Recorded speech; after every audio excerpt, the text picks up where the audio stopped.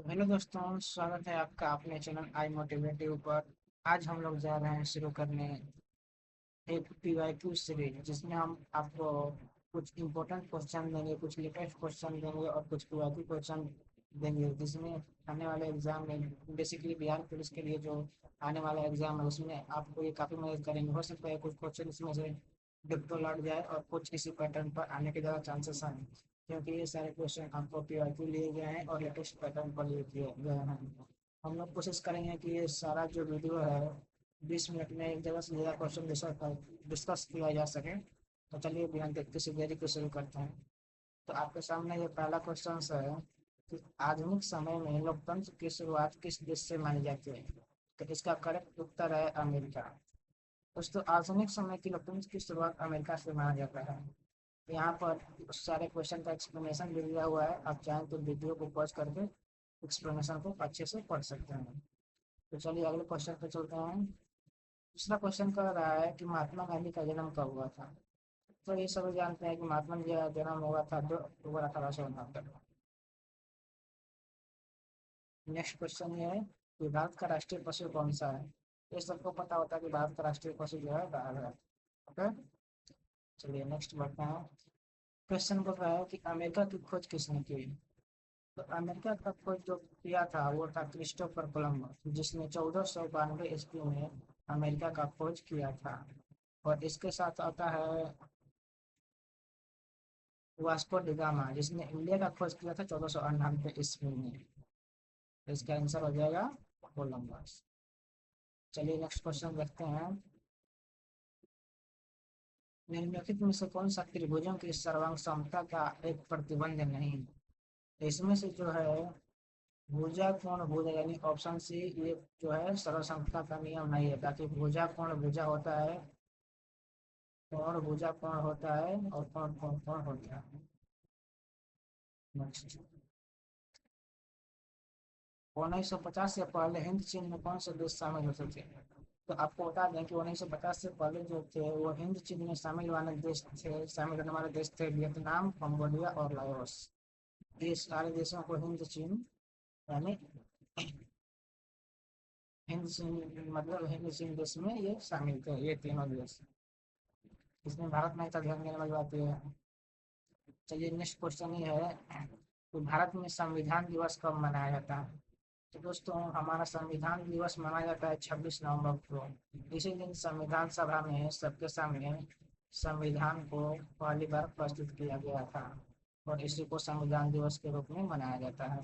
ध्यान देने वाली बात यह है कि यहाँ पर 26 जनवरी नहीं हुआ था, 26 जनवरी को संविधान लागू किया गया था। चलिए नेक्स्ट क्वेश्चन देखते हैं। पंचायती राज व्यवस्था का प्रथम राज्य कौन सा है? पंचायती राज व्यवस्था सबसे पहले आपको राजस्थान में मिलता है देखने को। राजस्थान के नागौर जिले में 2 अक्टूबर 1950 को इसको लागू किया गया था। तो इसका करेक्ट आंसर हो जाएगा राजस्थान। अगला सवाल देखते हैं। अगला सवाल है, राजनीतिक दल आवश्यक है? राजनीतिक दल जो है लोकतंत्र में आवश्यक होता है। लोकतंत्र में राजनीतिक दल का रहना बहुत जरूरी है, क्योंकि इसमें पावर का डिवीजन अलग अलग पार्टियों में होता है, किसी एक के पास नहीं रहता है। ठीक है, नेक्स्ट क्वेश्चन है आपके पास, क्वेश्चन नंबर 10। निम्नलिखित में से कौन सा एक प्राकृतिक परितंत्र नहीं है? तो वन जो है प्राकृतिक परितंत्र है, नदी भी है, रेगिस्तान भी है, बगीचा नहीं होगा। बगीचा हम ऐसा एक वन के एक छोटे से भाग को बोल सकते हैं, यह प्राकृतिक परितंत्र का भाग नहीं है। एक छोटा सा बगीचा जो है वन का छोटा सा पार्ट होता है, तो ये आपको बगीचा इसमें नहीं आएगा। नेक्स्ट क्वेश्चन देखते हैं। बताइए किस राज्य की क्रिकेट टीम ने 21-22 में विजय हजारे ट्रॉफी का खिताब जीता था? तो इसका आंसर हो जाएगा हिमाचल प्रदेश। और ये क्वेश्चन 24-25 पूछ देता कि 24-25 में कौन जीता था। 24-25, इसका आंसर हो जाएगा कर्नाटक। ओके, कर्नाटक इसका करेक्ट आंसर हो जाएगा। अगर 24-25 पूछेगा तो कर्नाटक इसका आंसर हो जाएगा। लेटेस्ट ये है। नेक्स्ट देखते हैं। Fill in the blanks teaching the correct word. आपको बताना है कि if he fill in the blanks we would go. तो आपको जहां भी ऐसा सेंटेंस दिखे, अगर लास्ट में वुड है, वुड प्लस V1, तो आपको यहाँ पे पास्ट इंडेफिनिट टेंस यानी सिंपल पास्ट टेंस ही लगेगा। ये तो सिंपल पास्ट टेंस है, नहीं ये भी नहीं है, ये भी नहीं है, ये ऑप्शन डी आपका होगा। आपको यहाँ पर ध्यान देने वाली बात यह है कि जहाँ भी वुड और V1 दिखे, इससे पहले हमेशा सिंपल पास्ट टेंस का प्रयोग होता है, यानी पास्ट इंडेफिनिट का प्रयोग होता है। यहाँ पे आंसर हो जाएगा कौन, केम, सॉरी। नेक्स्ट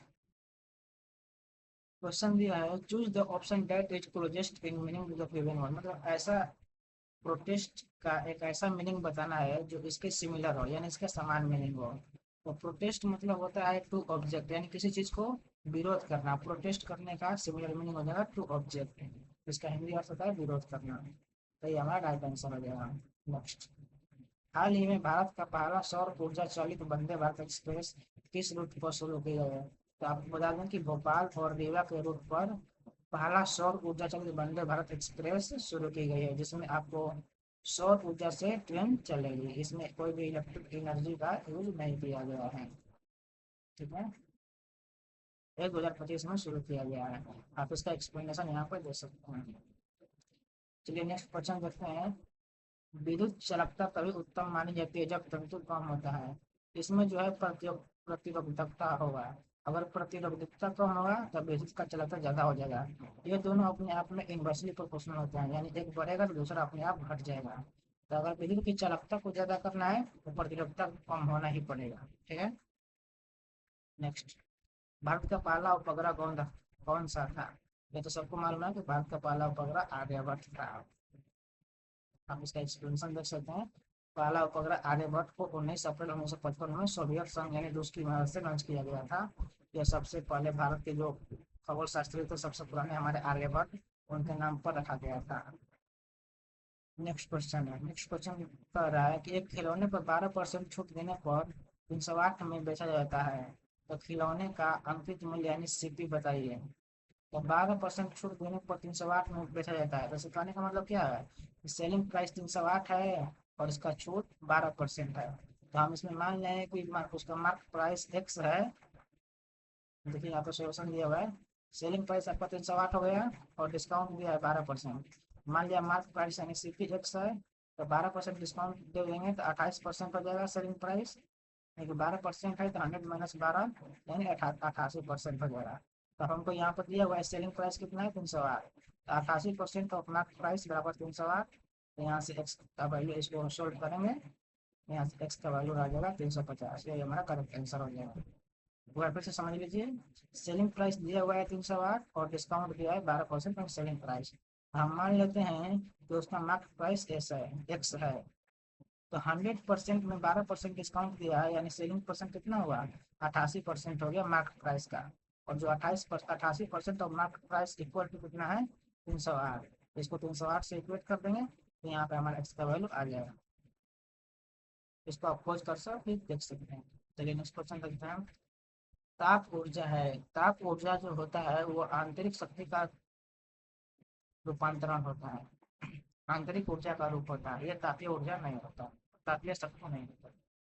नेक्स्ट, सत्यमेव जयते सूत्र किस उपनिषद से लिया गया है? तो सत्यमेव जयते जो है वो मुंडक उपनिषद से लिया गया है, इसको ध्यान रखिएगा। तो नेक्स्ट क्वेश्चन देखते हैं। यदि किसी त्रिभुज में एक कोण 90 डिग्री तथा अन्य कोण का योग बराबर हो तो त्रिभुज अवश्य है।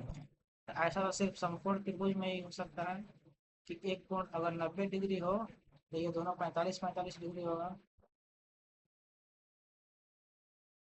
त्रिभुज must be right angle triangle यानी समकोण त्रिभुज।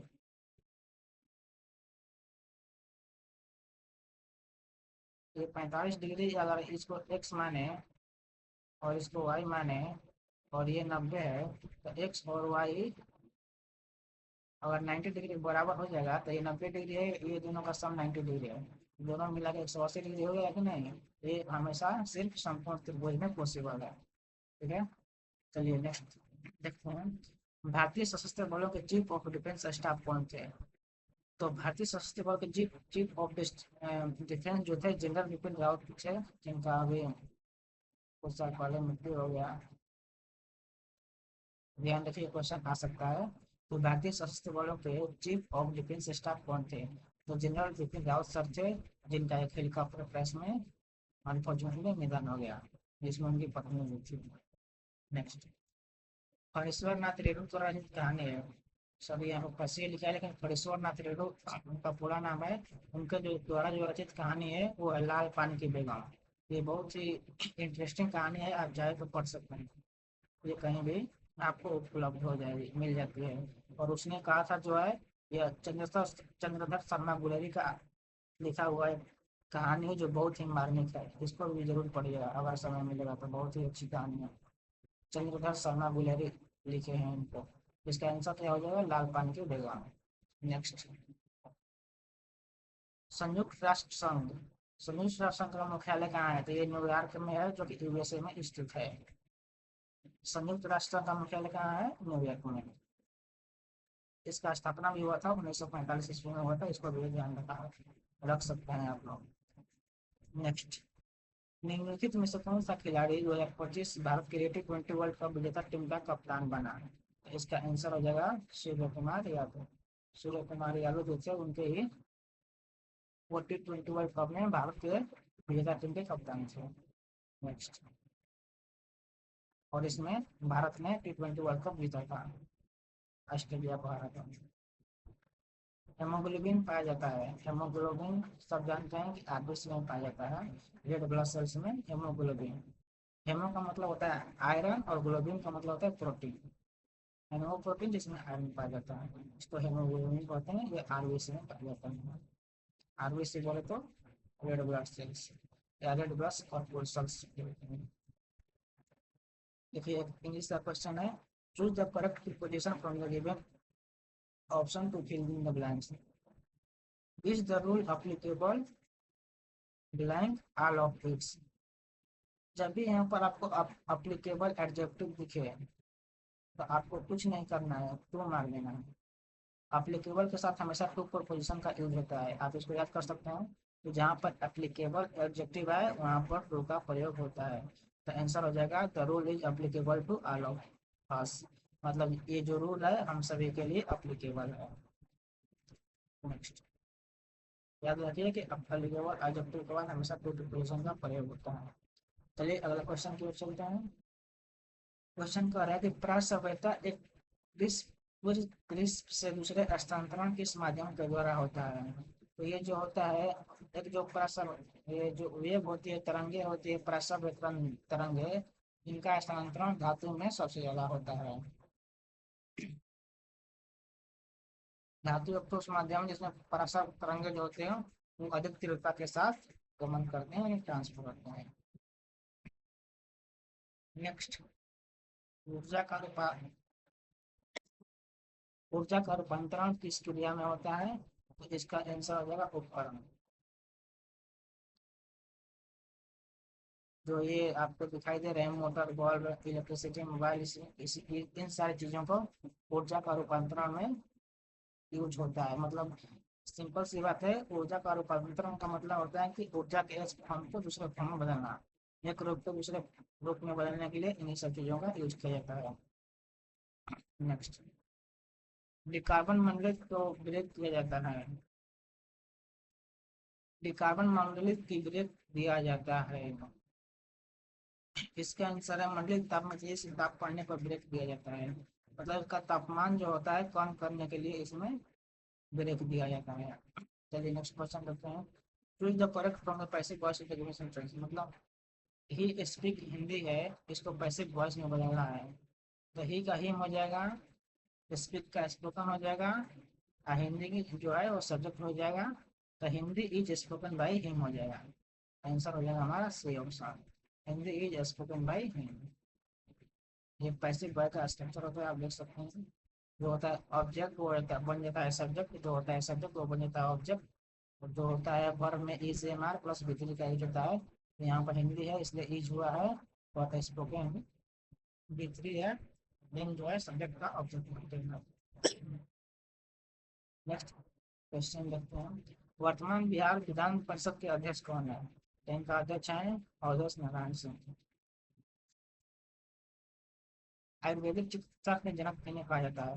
तो जो आयुर्वेदिक चिकित्सा जो फायदा है जनक है वो आचार्य चरक को कहा जाता है। ठीक है ना, आचार्य चरक को कहा जाता है। चरा भाई, चरक नहीं है, चरक इनका नाम था।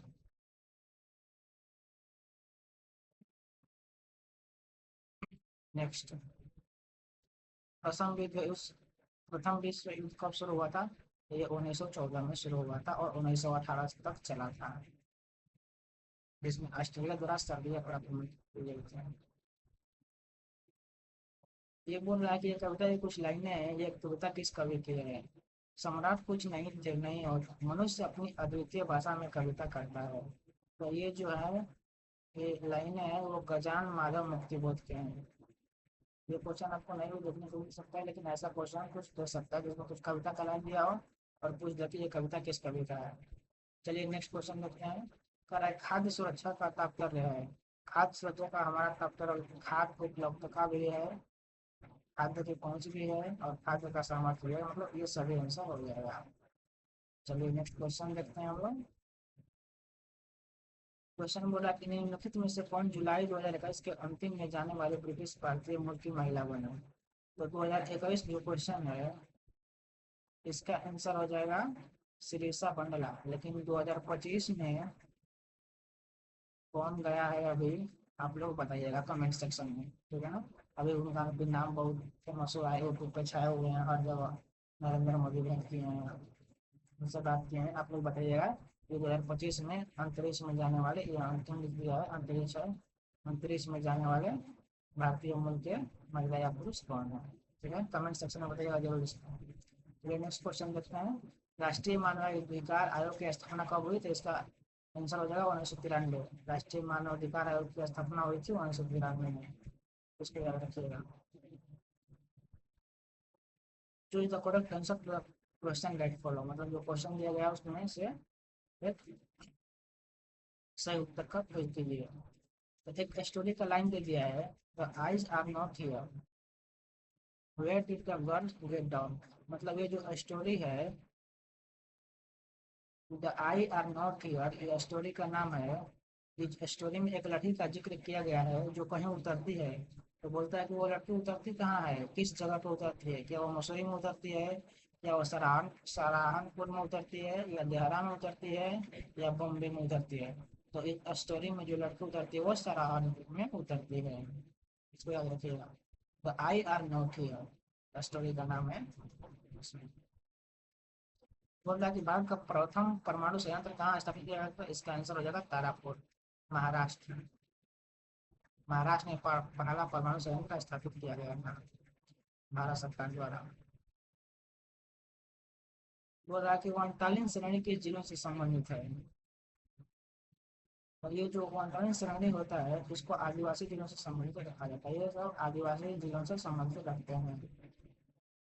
बोल रहा है कि मुंडा एवं संथाल मुख्यतः कहाँ पाया जाता है? तो ये जो दोनों है, ये झारखंड की जनजाति है। बिरसा मुंडा का आप नाम सुने होंगे, उनका स्टैचू बना है झारखंड में। ठीक है, दोनों जनजातियां जो है वो झारखंड में निवास करती हैं। बोल रहा कि अमन, अमन शब्द संबंधित है, मतलब अमन का मतलब क्या होता है? अमन का मतलब होता है अनाज यानी अन्न।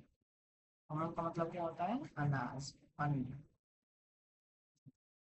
चलिए हम लोग नेक्स्ट क्वेश्चन देखते हैं।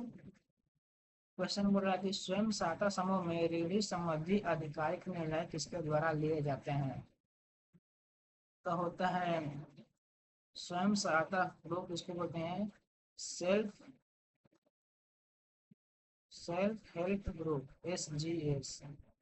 इसमें जो है इसका जो आधिकारिक निर्णय होता है, ये जो सेल्फ हेल्प ग्रुप में जो सदस्य रहते हैं वही लेते हैं, दूसरा कोई नहीं लेता है। बैंक नहीं लेता है, बैंक जो है लोन देने का काम करता है, उसमें वो इंटरफेयर नहीं करता है किसी भी निर्णय लेने में। सरकार भी कुछ इंटरफेयर नहीं करती है, समाज का दूर दूर है, समाज को कोई मतलब नहीं है। जो सदस्य जो उसमें पार्टिसिपेटेड हैं वही इसमें किसी भी तरह का ऋण संबंधी निर्णय लेते हैं, ठीक है। यहाँ पे एक्सप्लेनेशन देख सकते हैं। वो लाइक किस किन विकल्पों में सही विलोम योग में है, मतलब कुछ विकल्प दिए गए हैं जिसमें से कुछ विलोम शब्द जो है गलत दिए गए हैं और कुछ में एक में सही है, उसको आपको बताना है। तो अनागत का निरंतर होगा नहीं, ये तो ऐसा ही गलत है। अच्छा का बुरा होता है, घोष तो बिल्कुल भी नहीं होगा। श्याम, श्याम का ध्यान कहाँ से होगा भाई? गौरव का लज्जा, ये सही है, गौरव का लज्जा।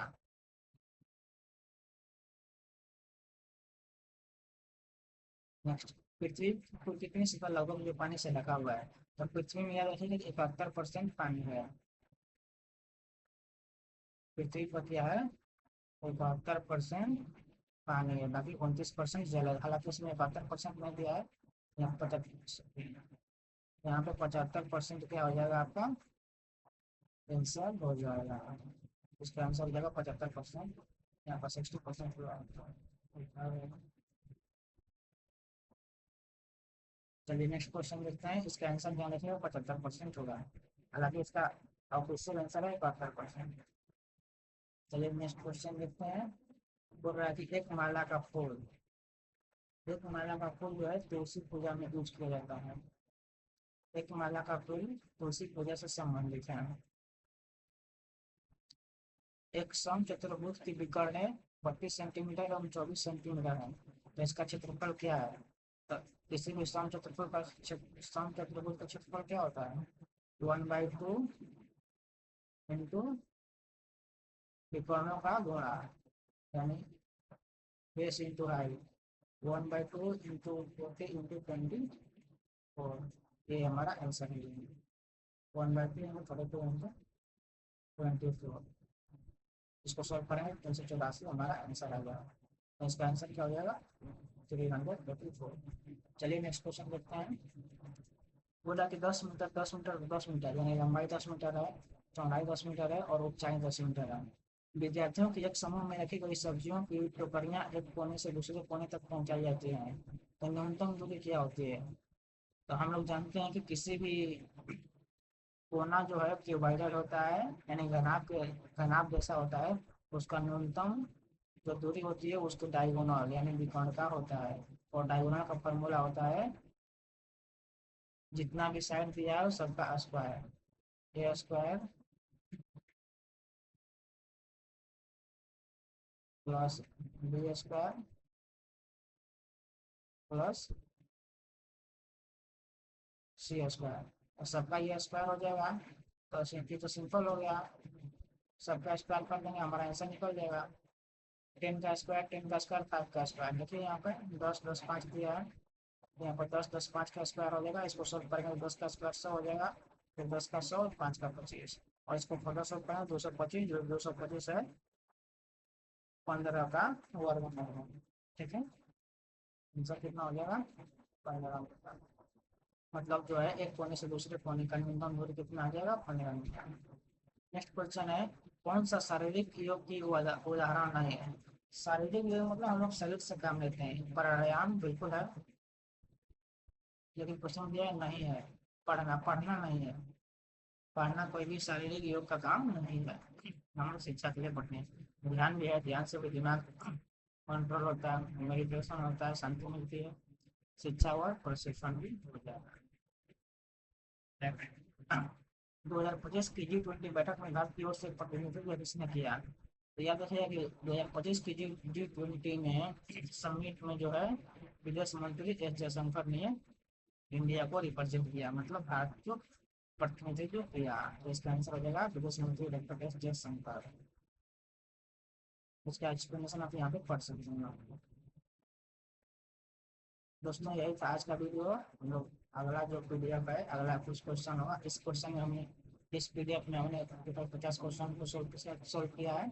अगले वीडियो में हम लोग नेक्स्ट 10 क्वेश्चन को सोल्व करेंगे। ध्यान रखिएगा कि ये वीडियो जो है उन सभी विद्यार्थियों के लिए इम्पोर्टेंट हैं जो बिहार पुलिस का एग्जाम देने जा रहे हैं, या एसएससी और इससे रिलेटेड गवर्नमेंट एग्जाम की तैयारी कर रहे हैं, उनके सभी के लिए इम्पोर्टेंट है। अगर आपको वीडियो अच्छा लगा, आपने यहाँ तक देखा है, तो लाइक कीजिए, फॉलो कीजिए चैनल को। मिलते हैं नेक्स्ट वीडियो में। जय हिंद।